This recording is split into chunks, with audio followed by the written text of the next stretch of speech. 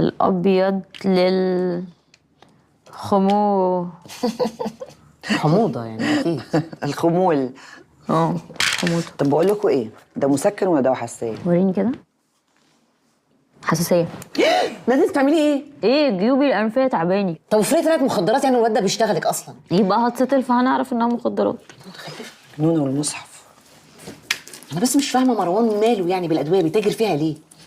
اكيد بيجيبها من حته تحت السلم ويعبيها عنده ويبيعها لانها اصلي. بسم الله ما شاء الله يا روحي، بجد بقيتي خبره في الاجرام. اما انا بقعد على الانترنت مش زيك في اهل الكهف. سخيفه بشكل بس. انا قلبي مش مطمن، انا حاسه الموضوع ده فيه لطه. ما هو اي حاجه ليها علاقه بمروان تبقى شمال. ممكن بس. صح. انتوا عارفين ان الظابط اللي اسمه هشام ده بيحوم اليومين دول حوالين ادم؟ بس بيحوم لحد ما يزهق، هو بيعمل كده عشان